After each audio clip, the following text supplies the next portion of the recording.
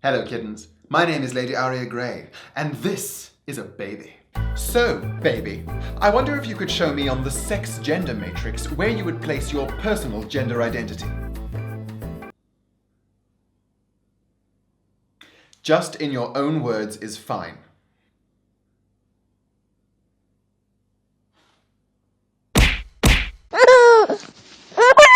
Our journey with gender begins on the day we are born, as a tiny baby.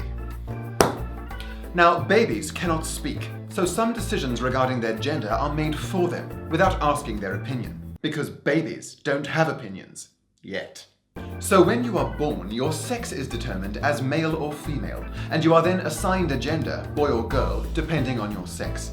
Boys are expected to grow into men, and girls are expected to grow into women.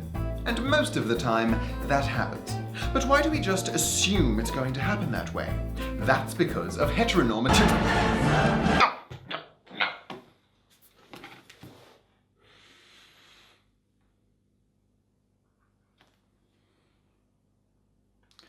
That's because of heteronormativity. Let me explain. Heteronormativity is rooted in the gender binary, which is something I explained in this very informative episode. If you haven't watched it, do.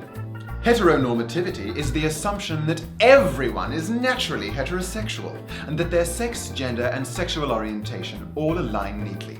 That is to say, we automatically assume that males are men and females are women, and they must be attracted to each other because that is normal. That is heteronormativity.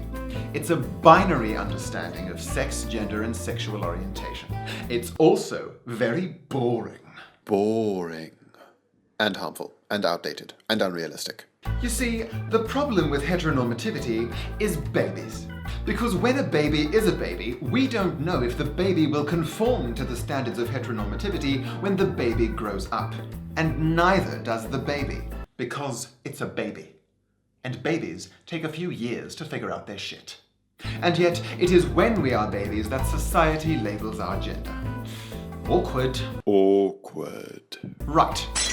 Now we've established that, what about cisgender and transgender? These terms refer to your level of conformity, or lack thereof, with your gender assigned at birth.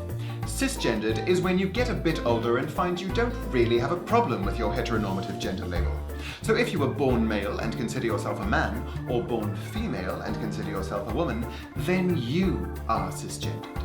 And that's fine. That's fine. It really is. However, sometimes a baby will grow up a bit, and the label they were assigned at birth just doesn't feel right. They then might identify as transgender, or agender, bigender, intergender, multigender, gender fluid, genderqueer, transfemme, transmasc, or, my personal favorite, it's none of your damn business. But for the sake of this video, I'm going to stick to the label transgender as a sort of umbrella term. Please don't kill me. Anyway, that's the basic difference. Cisgendered people conform to their assigned gender. Transgendered people don't conform to their assigned gender.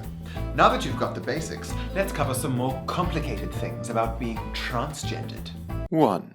Titles and pronouns. Gender is all wrapped up in language, and our gender dictates which pronouns and titles people use when speaking to us, or about us behind our backs.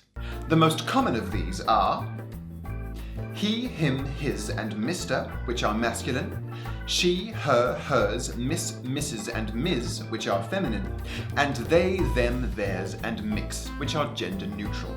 Now, cisgendered people are comfortable with either masculine or feminine pronouns depending on their sex, but pronouns for transgendered people are a lot more subjective, and it's down to each trans person to decide which pronouns they feel most comfortable with.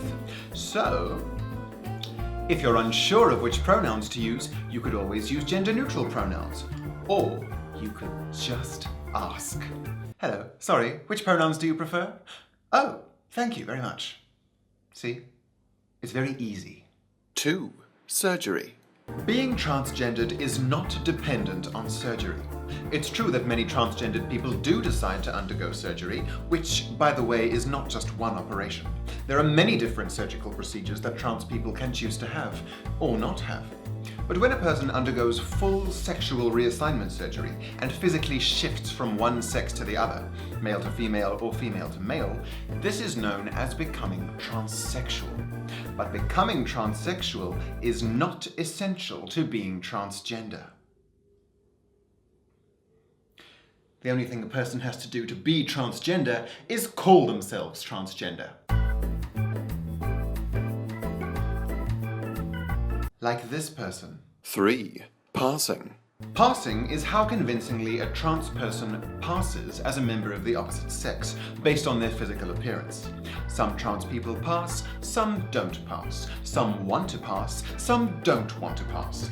Trans people who pass blend into heteronormative society, and their transness becomes invisible in some ways, while trans people who don't pass are more visible in those ways.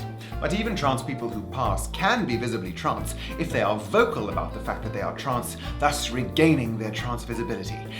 But not all trans people want to be visibly trans, so the politics of passing are very complicated and very subjective, and I'm not actually making a point about it, I'm just giving you information. You're welcome. Well, that was a very basic introduction to cis and transgenders.